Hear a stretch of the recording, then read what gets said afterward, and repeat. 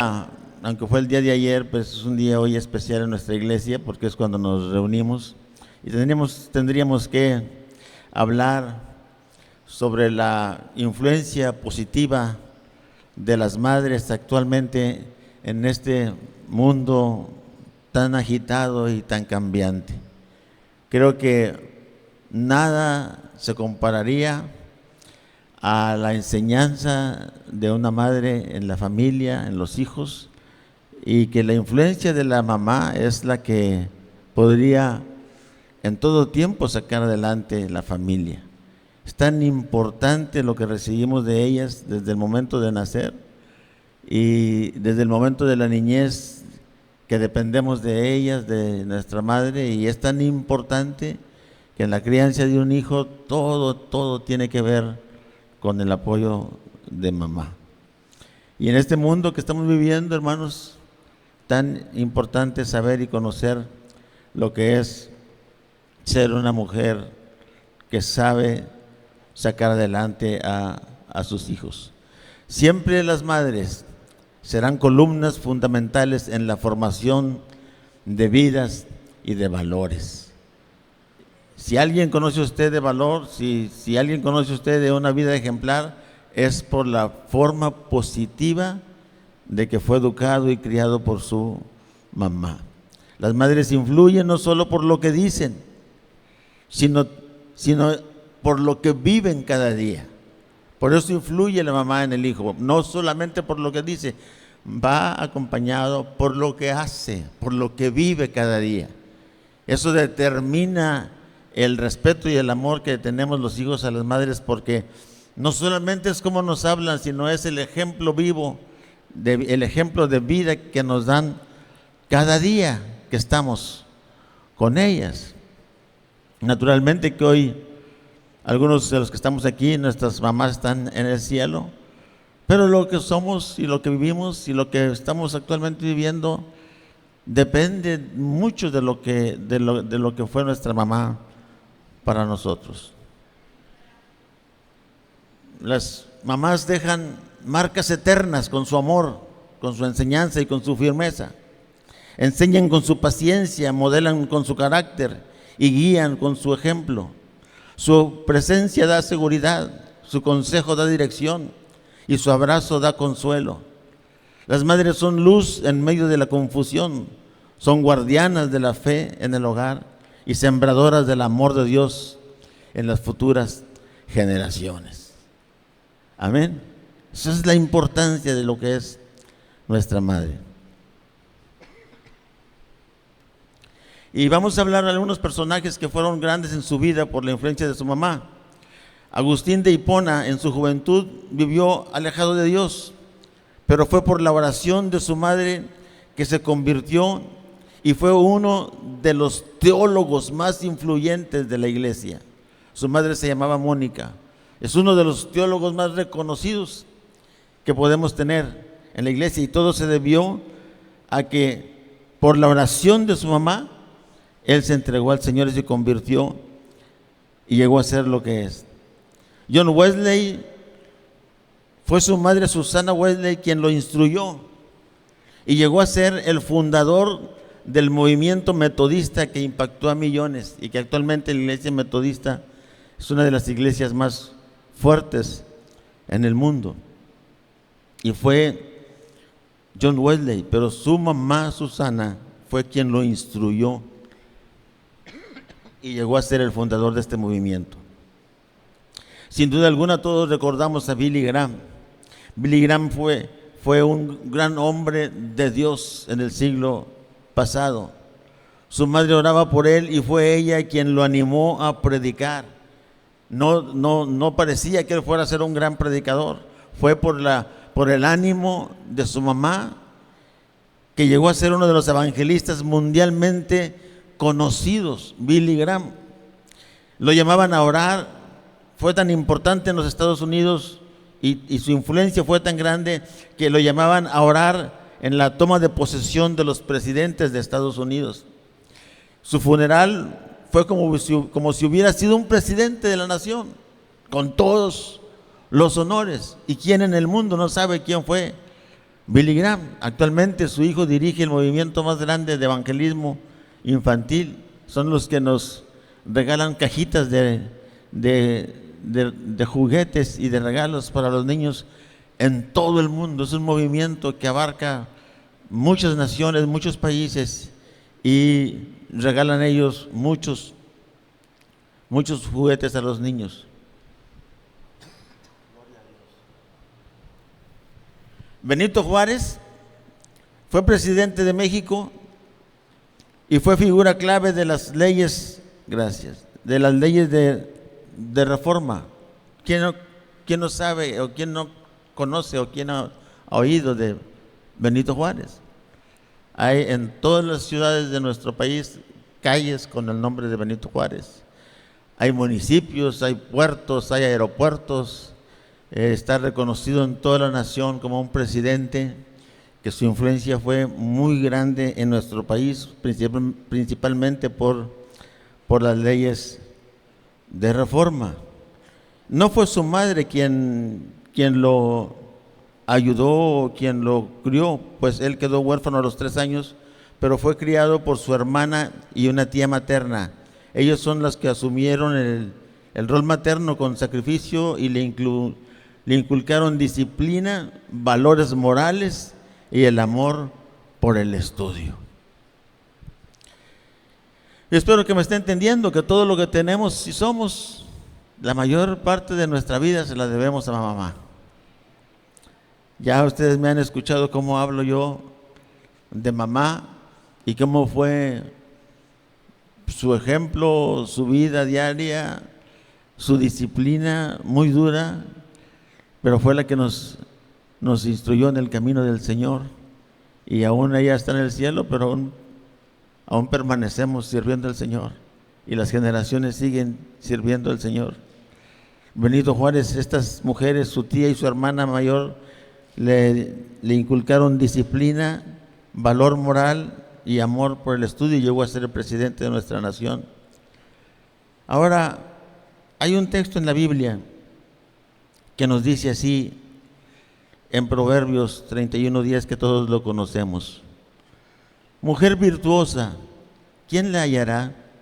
Porque su estima sobrepasa largamente al de las piedras preciosas.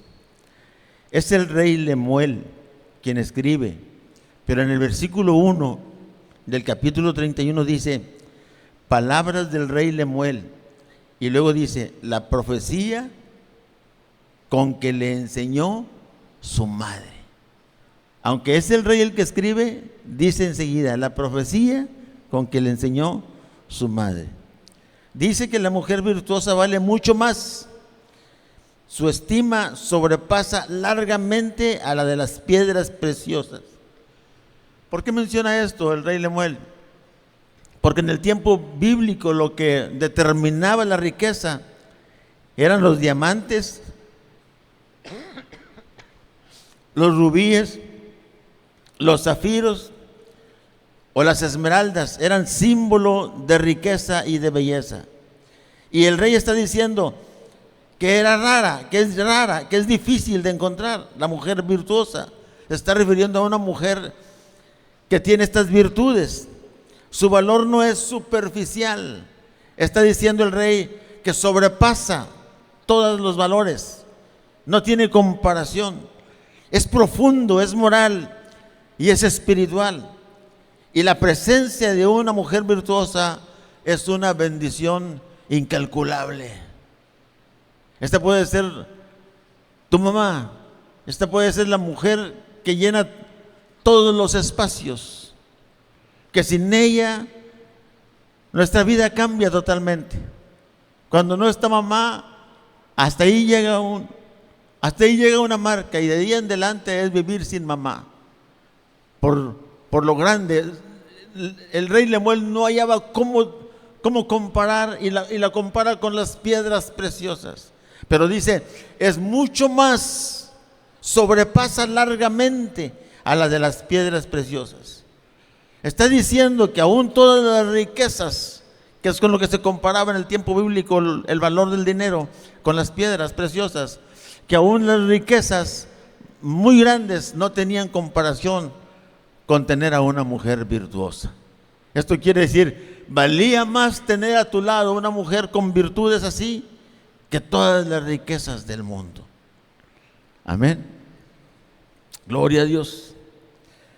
Y cuando hablamos de este texto tengo que mencionar por lo menos 3 personas. Moisés, déjeme tomar un traguito de agua, ¿me permite? Mientras sonríele a quien está a su lado. Dígale, ¿por qué estás muy cansado? ¿Fue mucha la fiesta? Y dígale, de ratito se va a poner bueno y se nos va a quitar el hambre.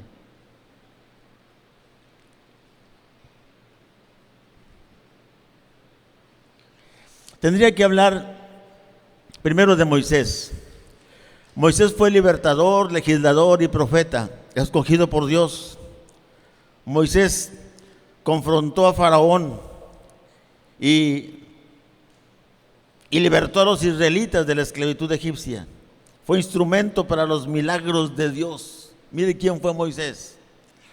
Fue instrumento para los grandes milagros espectaculares que Dios hizo. Fue el canal, a través de él, fue como Dios envió 10 plagas a Egipto. Dividió el mar Rojo, proveyó agua y dio maná en el desierto. Fue Moisés el medio que Dios usó, la persona que Dios usó, el instrumento que Dios usó para hacer milagros portentosos. Cuando hablamos de Moisés, hablamos de un líder en su máxima expresión, de un libertador que no tiene comparación con Simón Bolívar, con Miguel Hidalgo, aunque fueron grandes héroes en nuestra América Latina, en nuestro continente, que libertaron nuestros pueblos. Pero cuando hablamos de Moisés, hablamos de un líder que sobrepasa todo esto, porque la Biblia lo menciona como un gran hombre que Dios escogió para sacar a su pueblo de la esclavitud de Egipto. Moisés recibió la ley de Dios en Éxodo 19:20 en el monte Sinaí. Moisés fue intercesor del pueblo cuando pecaron. Cuando el pueblo pecaba, Moisés intercedía por el pueblo. Era tanta la responsabilidad y se había convertido en amor por el pueblo cuando Dios lo había escogido y lo había llamado para ser su líder y su libertador. Era tanto lo que él sentía que cuando el pueblo pecaba, Moisés intercedía por ellos ante Dios. Guió al pueblo por 40 años y aunque Moisés no entró en la tierra prometida, él guió al pueblo siempre. En su llamado, Dios se le apareció en una zarza ardiente. Es un llamado que no tiene repetición en la Biblia. Es el único hombre al quien Dios llamó de un arbusto que ardía, que parecía estarse quemando, pero que no se consumía, y de ahí él recibió el llamado de Dios. Su rostro resplandeció después de hablar con Dios. La Biblia menciona que cuando Moisés bajaba del monte Sinaí, la gente no podía verlo, porque su rostro resplandecía tanto que no podían verlo al rostro y tenía que usar un velo.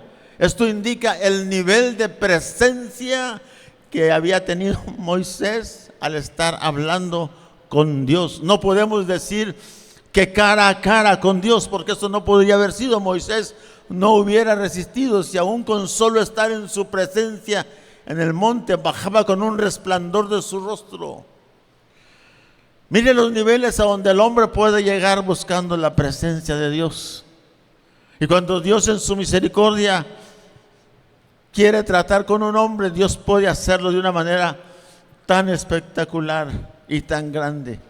El monte temblaba, el monte humeaba, había relámpagos, había truenos, y cuando Moisés descendía, yo no puedo imaginarme cómo sería su rostro, que la gente no lo podía ver del brillo que desprendía de su cara y que resplandecía.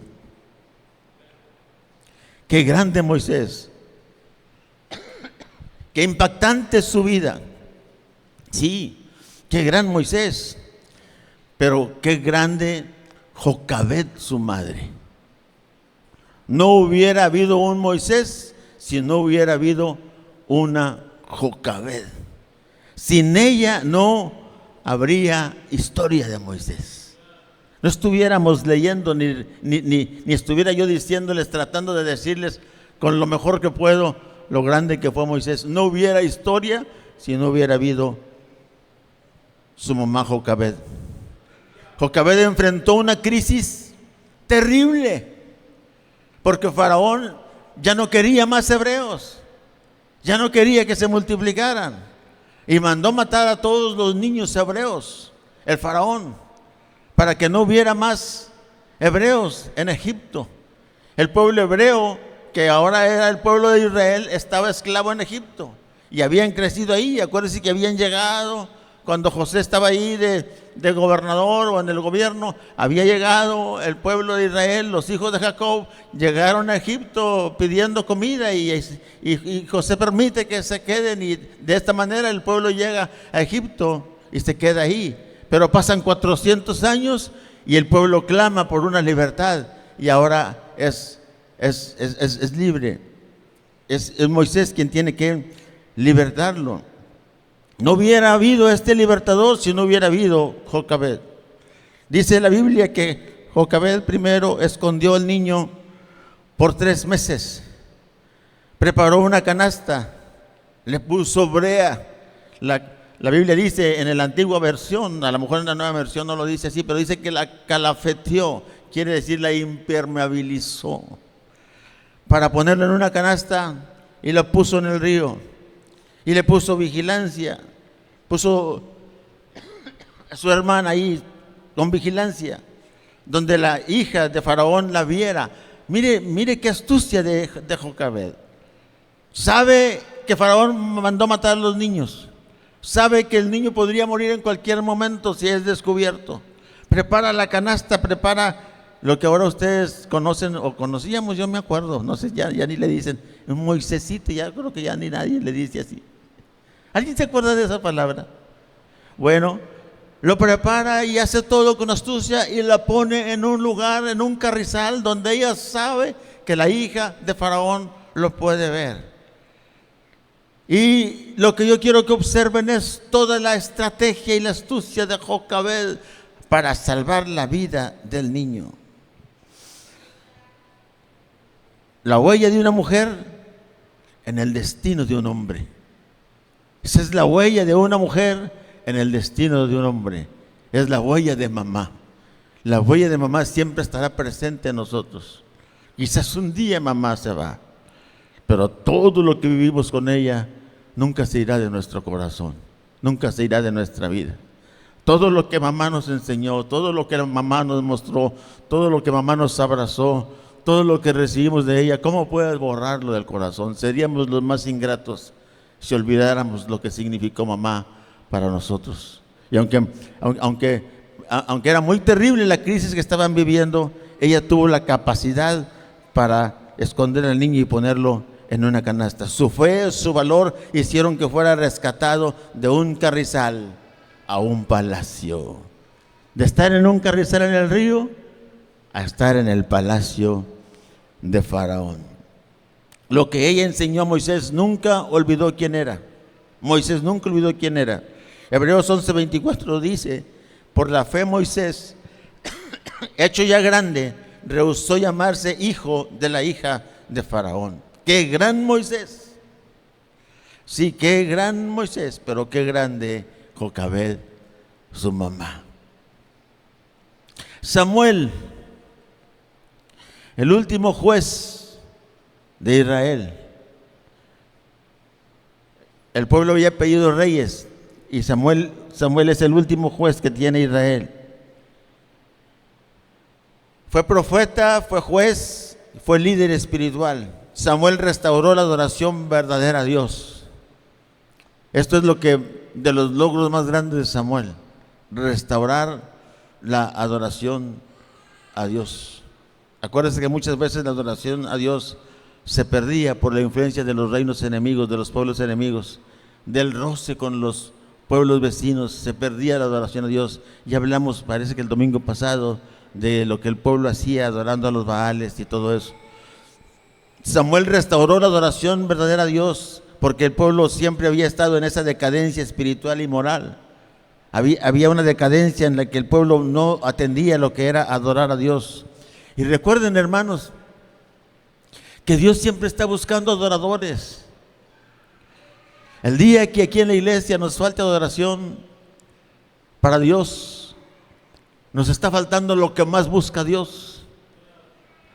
Podremos hacer muchas cosas, pero si un día, un domingo nos falta adoración, nos falta lo que más Dios está buscando. Adoradores en espíritu y en verdad, que Él siempre está buscando. Qué bueno que esta mañana hemos adorado. Y cualquier otra cosa que hagamos, si en nuestro culto no hay adoración, está faltando lo mejor que Dios está buscando. El pueblo siempre caía en una decadencia espiritual y perdía la adoración a Dios, pero Samuel restauró la adoración verdadera a Dios. Dios hablaba con él desde que era niño y él restauró el temor a Dios, quitó los ídolos, fue intercesor. Dios le respondía con milagros. Samuel ungió a los dos primeros reyes de Israel, a Saúl y a David. Solo Dios le dio sabiduría para ungir a David, porque si Samuel no se espera, cuando va a la casa de David y se reúnen todos los hijos, y Samuel no se espera para conocer al hijo que faltaba, hubiera cometido un error. Hubiera cometido un error fatal. Quizás se hubiera ido por el más fuerte, el más guapo, el más grande, el más robusto, o el que se veía más inteligente, o el que se acercaba más a su padre, o el que atendía, o el que servía. Algo hubiera hecho, pero se hubiera equivocado. Si no tiene la paciencia de esperarse, falta alguien en la mesa. Falta, pero anda ya con las ovejas. Falta uno, pero anda ya cuidando el rebaño. Y dice la Biblia que Samuel dijo: no nos sentaremos a la mesa, no probaremos bocado. En otras palabras, nada se mueve hasta que esté Él aquí. Mire lo importante que es esperar que Dios nos guíe y nos dé la sabiduría que se necesita para hacer las cosas que Dios quiere que hagamos. Tuvo la inteligencia y la sabiduría para esperar a que llegara David para ungirlo como rey. Solo Dios le dio esa sabiduría. Samuel fue fiel a Dios desde niño hasta su vejez. De lo más impactante, cuando clamó a Dios y un gran estruendo confundió a los filisteos en Misda. Esta fue una batalla que hubo en Misda. Y este es uno de los pasajes más impactantes o más importantes de la vida de Samuel. Cuando él clamó a Dios, se escuchó un gran estruendo que confundió a los filisteos en Misda, y Israel derrotó al enemigo. Y ahí Samuel erigió una piedra que la llamó Eben-Ezer. Dios les dio la victoria a través de la confusión por el estruendo que Dios había mandado. ¡Qué gran Samuel! ¡Cuántas historias de Samuel! ¡Cuánto conocimiento para ser juez, para dirigir, para ser sacerdote, para ser guía, para ungir reyes, para dirigir al pueblo religiosamente, para establecer líneas de conducta, para hacer que el pueblo volviera a la adoración a Dios! ¡Cuánta inteligencia y cuánta sabiduría de Samuel! ¡Qué grande! Pero qué grande Ana, hermanos. Su mamá, Ana, su mamá de Samuel, una mujer de fe. Y mire, una mujer de ferviente oración. Ana era esposa del Cana. Y como Ana era humillada por Penina. Penina era la otra mujer del Cana. Y la humillaba y se burlaba de ella. Y Ana sufría. Ana sufría porque a pesar de su sufrimiento para no tener hijos, sufría la burla. Sufría todo lo que se burlaba de ella, esta mujer. Y tal vez no nomás ella. Donde quiera que pasaba una mujer estéril en el tiempo bíblico, era una mujer que la cubría la vergüenza. Donde pasara, donde la conocieran, donde la vieran, con el simple hecho de no tener hijos, era una vergüenza para ella en el tiempo bíblico. Así dice la historia que era. Y Ana sufría.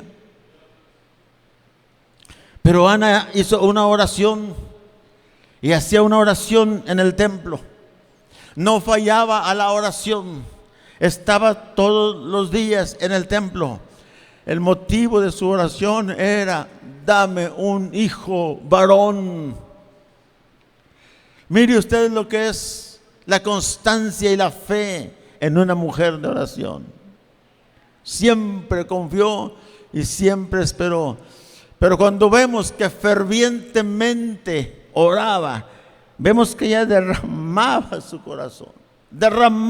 corazón en el altar, en el templo, de tal manera que lloraba, de tal manera que su oración pareciera que no estaba en sus cabales. El sacerdote Elí llegó a pensar que estaba ebria de la manera como lloraba en el altar. ¿Cómo sería la oración de una mujer que en medio de la aflicción lloraba de tal manera que derramaba su vida delante de Dios pidiendo un hijo? Qué grande Samuel, pero mire qué grande una mujer de oración y de fe y de confianza. Quiero que sepa que siempre que estamos donde estemos, trabajando en la calle, en el trabajo, en la carretera, siempre habrá una madre que está orando por nosotros los hijos. Ana oraba de tal manera que le pedía a Dios, y no solamente le pedía, sino que hizo un pacto, hizo una promesa, hizo un voto para Dios y le dijo: si tú me das un hijo varón, yo lo entregaré para el servicio en el templo. Mire la promesa que estaba haciendo, el anhelo de su vida, el querer tener un hijo en su casa para educarlo, para alimentarlo, para tratarlo, para abrazarlo, para besarlo, para darle lo que necesitara, para sacarlo adelante. El anhelo de su vida, tener un hijo en su casa. Ella le dice a Dios: si tú me das un hijo, eso que tanto anhelo, yo te lo regreso, te lo pongo en el templo y lo pongo dedicado para ti en el templo, y nunca más saldrá de tu servicio. Será para ti, para tu servicio. ¿Quién hace eso? Una verdadera mujer que necesita una misericordia de Dios y que cree que Dios puede contestar. Tal vez, hermanos, estamos, y esto no es solamente para las mujeres, tal vez estamos en un tiempo que necesitamos hacer votos. Hacer votos. Estamos necesitando algo, quizás necesitas hacer un voto a Dios y decirle: Señor, si tú me contestas esta petición, yo te ofrezco esto. Yo te ofrezco esto. Yo no sé qué. Solamente cada uno de nosotros sabemos nuestras necesidades y nuestras peticiones, pero sí podemos ofrecerle a Dios algo. No es que intercambiemos con Dios, no es que queramos hacer un negocio con Dios. Es que puede ser tanta nuestra devoción y puede ser tanta nuestra fe que podemos hacerle una promesa a Dios. Jamás seríamos dignos de querer hacer convenios con Dios, porque Dios es omnipotente, omnipresente y omnisciente, y Él es el creador de todas las cosas, y por misericordia estamos aquí en la tierra, por misericordia de Él. No nos sentiríamos capaces de querer entablar un pacto de intercambio con Dios. Pero Ana no nos dice eso. Ana nos está diciendo que en su anhelo, en su deseo, en su ferviente anhelo de tener un hijo, le ofrece a Dios entregárselo en el templo para el servicio de Dios. Qué grande Ana, que dedicó su hijo al Señor antes de concebirlo. Su dolor era su esterilidad, porque en esa cultura era tan duro sufrir la vergüenza de no tener hijos. Su oración fue con tanta pasión, una oración ferviente que puede mover el cielo. ¿Sabe, hermanos? Estamos en un tiempo en que nuestras oraciones deberían de cambiar, deberían de ser tan fervientes que podamos mover a Dios. Una oración ferviente puede tocar el corazón de Dios y puede moverlo. Gloria a Dios. Lo más preciado, lo que más anhelaba, se lo entregó a Dios. Eso significaba que no lo tendría en su casa, que se desprendería de lo que más deseaba. Entonces entendemos que qué gran juez Samuel, pero qué grande Ana. Y terminamos, hermanos, con Salomón, el rey Salomón, que hasta el día de hoy es ícono de sabiduría. El hombre que no pidió riquezas, pero fue de los reyes los más poderosos. Fue de los reinos, fue su reino, uno de los reinos más grandioso. Viajaban de otros reinos para conocer sus palacios. Otros reyes venían de tan lejos para conocer sus palacios, para conocer su ejército, para conocer sus caballos, para ver sus tropas, para ver sus sirvientes, para ver las casas tan valiosas que Salomón tenía. Pero sobre todo trataban de ver al rey Salomón solo para escuchar sus sabias palabras. Quizás decía algún rey de un reino vecino: yo quiero ir a tener una entrevista con Salomón, una conversación con él. Quizás pueda escuchar una palabra, quizás pueda escuchar un discurso, o quizás pueda escuchar un proverbio de su boca. Era tan importante que los reyes y reinas venían de otras partes para conocerlo. Salomón fue hijo de David y Betsabé. Fue el tercer rey de Israel. Construyó el templo de Jerusalén y Dios le concedió la sabiduría. Ustedes recuerdan el juicio donde dos madres peleaban por un niño, el niño vivo. Y las dos decían que el niño vivo era de ellas. Ese es mío. No, la otra decía: no, es mío. El muerto es el tuyo. No, el muerto es el tuyo. Salomón, el juicio que es conocido en todo el mundo, Salomón dice: denme una espada y partiré el niño en dos. Se acabó el problema. La mitad para cada quien. Y la que no era mamá dijo: está bien, ni para una ni para otra, que lo parta. Pero la que era la mamá dijo: no, rey, dáselo a ella. No lo mates, dáselo a ella. Y entonces él dijo: esta es la verdadera madre. Solamente la sabiduría que Dios le dio era lo que podía hacer que Salomón fuera un gran hombre.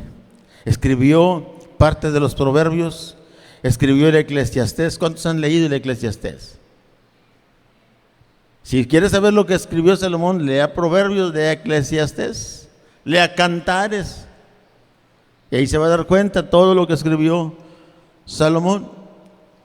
En la dedicación del templo, una obra majestuosa, una obra llena de belleza, un templo soberbio, grande, hermoso. Salomón pidió que Dios escuchara las oraciones que ahí se hicieran. Es de lo más importante de la dedicación del templo. De lo más importante de la dedicación del templo de Salomón es su oración a Dios, de que Dios conteste la oración. Por eso cuando dedicamos un templo, le pedimos a Dios que Dios conteste la oración en el templo. Como en este templo, cuando lo dedicamos desde el principio, le pedimos a Dios que Dios conteste las oraciones que aquí se hacen. Por eso te pedimos y por eso le decimos: venga a orar, porque Dios contesta la oración que se hace en el templo. Esto no indica que no conteste la oración que haces en tu casa, o que haces en tu trabajo, o que haces en el camino. Esto indica que desde la dedicación del templo de Salomón para Dios en Jerusalén, él en su oración, lo más importante que le pidió a Dios es que Dios contestara la oración que se hiciera en el templo, y las peticiones que se hicieran a Dios en el templo fueran concedidas. Qué grande Salomón, qué grande Salomón, el rey Salomón. Pero qué grande, ¿quién? Su mamá, Betsabé, su mamá. Porque ella recordó la promesa de David. Cuando David está viejo, cuando el rey David está por morir, cuando está en su recámara y solamente están esperando el final del rey David, ella vio que Adonías andaba haciendo política y él mismo se nombró rey. Adonías era hermano mayor de Salomón, se nombró rey. Antes de que su padre muriera, él ya se estaba proclamando rey. Y cuando Betsabé ve que está pasando esto, ella está allá en un lugar lejana, no tiene vida política, no tiene vida en el palacio de gobierno, no tiene vida con la sociedad, vive muy apartada, pero escucha que el rey se está muriendo y que el hijo del rey, Adonías, está buscando el trono y está proclamándose rey. ¿Sabe qué es de lo más importante que hizo Betsabé? Se va a quedar sorprendido. De lo más importante que hizo Betsabé es que atendió la voz del profeta. Atendió la voz del profeta. Cuando el profeta va y le dice: tú puedes ir ante el rey y reclamar el reino para tu hijo, porque el rey hizo una promesa y tú puedes ir a atenderlo.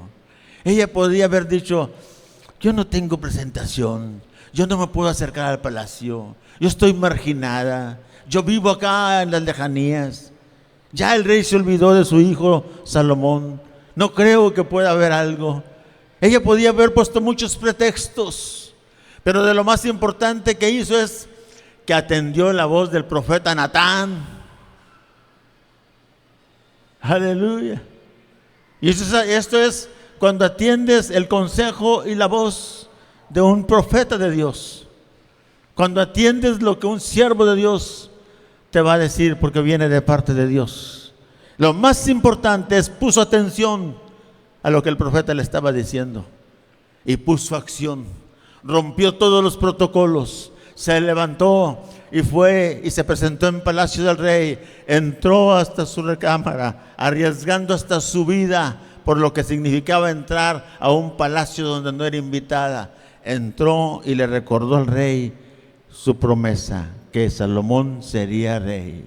Y es que tu hijo Adonías se está proclamando rey, pero tú hiciste una promesa, hiciste un pacto y tú dijiste que Salomón sería tu sucesor, y aquí estoy yo, su madre, para reclamar el derecho de tu hijo Salomón.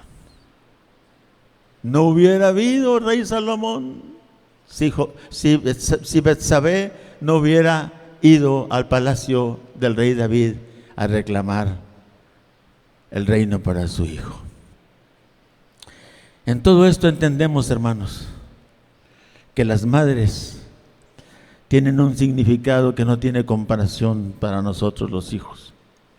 Honramos a las mamás de esta iglesia, las honramos y las bendecimos, y les deseamos que Dios las siga haciendo sabias, porque hay sabiduría en mamá.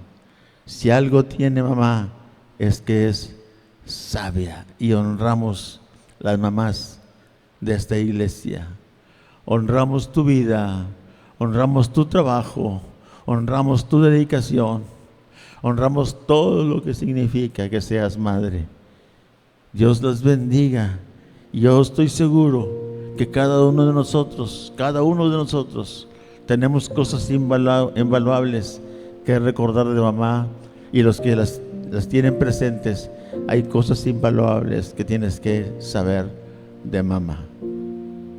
Abrázala mientras puedes hacerlo. Ámala cuando escuche que tú la amas. Dedícale tiempo cuando puede disfrutar ese tiempo contigo. Mírala cuando te puede ver. Mira sus ojos cómo se han cansado con el tiempo, porque un día quizás los mires cerrados y ella no te podrá ver ya nunca más. Honra a mamá mientras puedes hacerlo. Ámala mientras ella valora ese amor que le das. Y aquí en esta iglesia yo felicito a las madres y las honro con todo el amor que ellas se merecen. Todos estos hombres no hubieran sido lo que son si no hubiera habido una mamá como las que hemos mencionado. ¿Cuántos alaban al Señor en esta hora? Voy a hacer una oración para pedirle a Dios la bendición para cada uno de ustedes. Y voy a pedirle que se pongan de pie y oramos.